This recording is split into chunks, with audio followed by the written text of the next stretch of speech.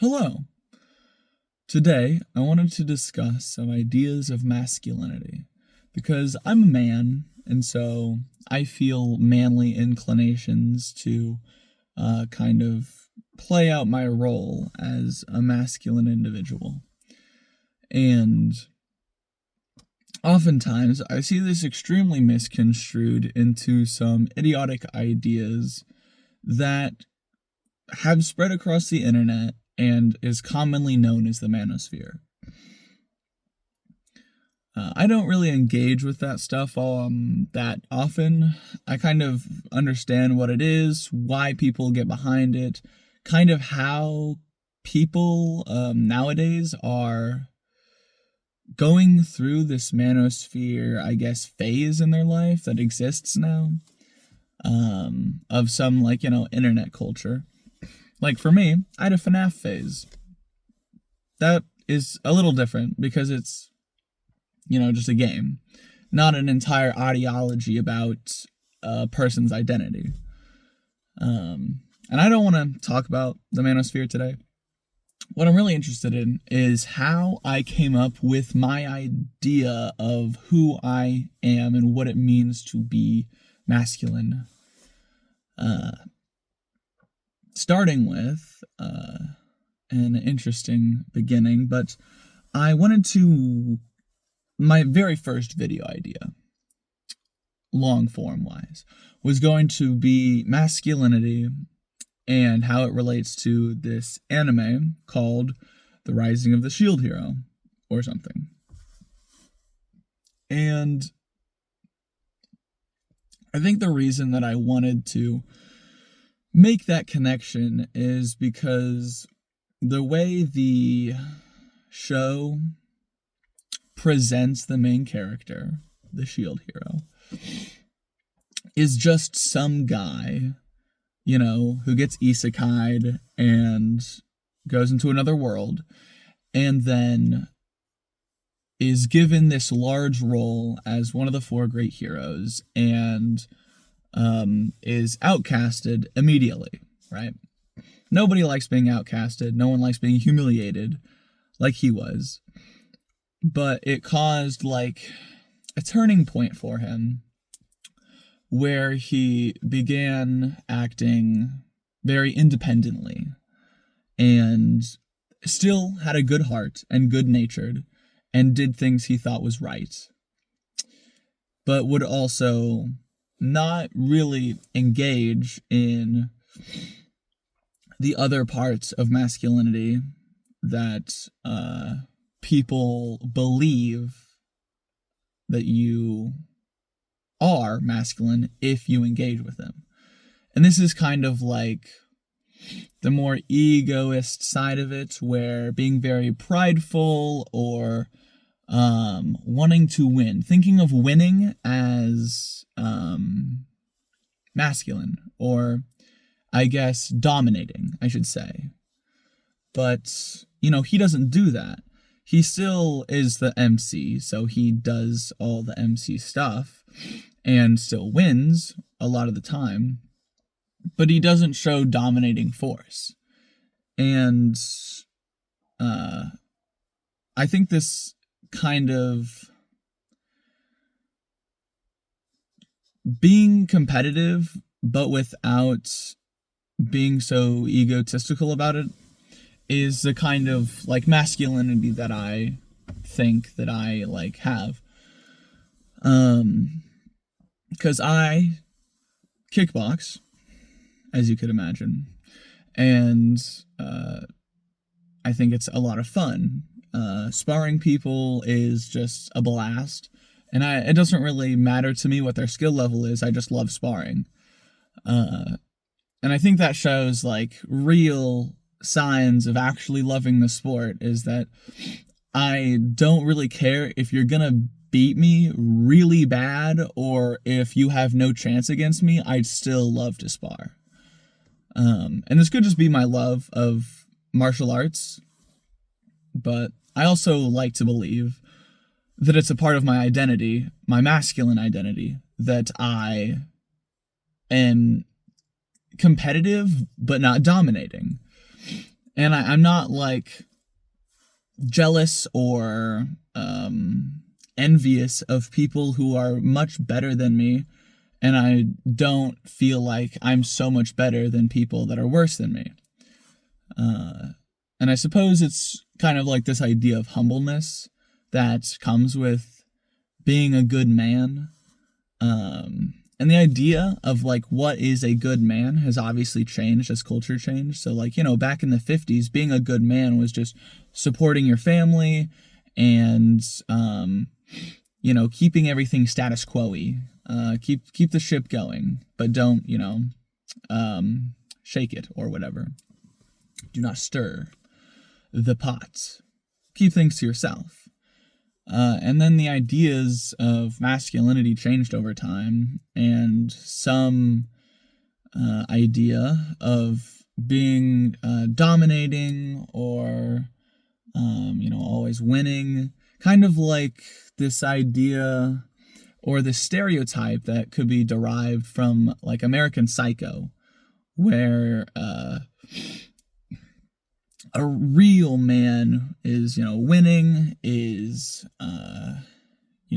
manipulating others in order to benefit himself. And these ideas can all be construed in different ways, whether you want it to make you look good or whether you want it to make other people look bad.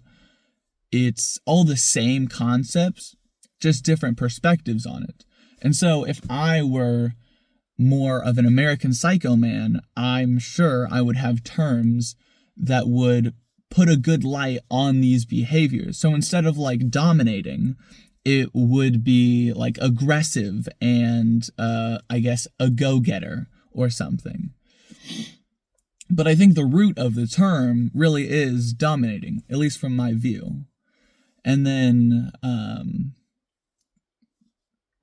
I really wish that I had prepared some more examples, because I really like talking about the idea of masculinity and what it means to me, because it's a part of my identity, so of course it is. And the idea of being a good man, right? I tried to do a zine, however you pronounce it, a zine, if you will, on masculinity, right? And it's very difficult to be able to vocalize, or I guess, write down the concepts of manhood. And interestingly enough, I think some of the biggest parts of masculinity are not exclusive to masculinity. Of caring, of empathy, of being humble, of being courteous. And the idea that probably sickens most people in the idea of masculinity is success. Because obviously, if you want to be a man, you need to be successful. Unfortunately for you and every other masculine individual, success is completely arbitrary and dependent on your observations, your perspectives of what really success means to you. To you. And to me, success is always going to be growth. As long as I'm growing as a person, as long as I'm experiencing new things, as long as I am building strong relationships, that is success to me. Developing new skills, creating new things. I always want to be creating stuff. I love the act of creation. And that is my success. It's not money or power or fame or any kind of, I guess, materialistic thing in nature. It's just personal growth. And that's how I've pretty much always aligned myself with the idea of growth. Starting with just like, I want to play a lot of video games because I like leveling up my character, or I like building stuff in Minecraft, or I like being very competitive in Minecraft PvP. And all of those are just games that emulate reality. And now that I have hit reality, I want to create music. I want to create games. I want to become great at kickboxing. I want to be able to teach people how to spar very well. I want to be able to master the things that I can learn, whether it's just instruments or vocals or kickboxing or game dev or any number of things, or creating strong relationships with others, or being a person that people can rely on, being reliable and supportive. These are all ideas of my success and my masculinity. And I find it very important to, align myself with these, because that's who I am. And I already have these ideas in my head about who I am, so I need to match them so that my ego can be satisfied. And speaking of ego, it is probably going to be the most difficult thing to try and, I guess, understand for me. Like, I still am not sure what I mean when I say ego. There's, the idea of ego in the broader cultural sense of someone who's a little high on their horse, very prideful.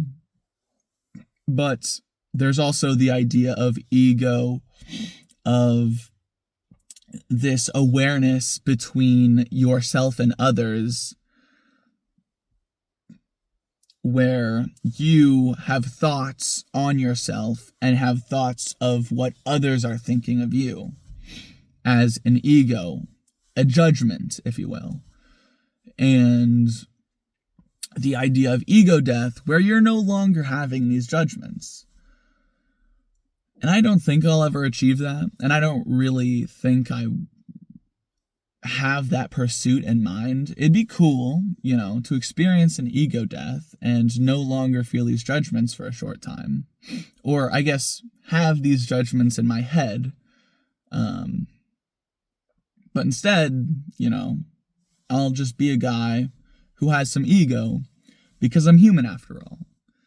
And I have a lot of ideas of who I want to be, of judgments of myself for lacking qualities that I would want my future self to have, of growth, of, mastering things, being good at what I do. That's what I like to do, right? And obviously learning new things and creating things that I want to create. And the ego is kind of what drives me to do that. The ego of myself, the judgments that I'm putting on myself, can drive what I want to do as motivation. But it's not something you should entirely rely on, of course. It's just something that reminds me, oh yeah, I should probably do that. And then I can go do that, and I can go enjoy that, and I can go have fun with that. But my ego is what reminded me that I, as a person who wants to do this, should do this, because if I don't, then I'm not. And that's just how it is, simply. If you don't do these things, you're not a person who does them. And to wrap it around back to masculinity, another part of being masculine is doing things, being the doer, creating things. And there is this idea of being a destroyer, of conquesting, of pillaging, that is also masculine in some people's minds. I find it incredibly unattractive. for a person who, wishes to destroy and to take. But there are some people who do have this idea in themselves that a masculine individual, a good man, is a person who's willing to take. Of course, the way I was raised completely does not align with my beliefs at all. But people are raised differently, and masculinity is subjective, obviously. And people do enjoy objectifying things, trying to give an objective answer on what is masculinity, what is a good man.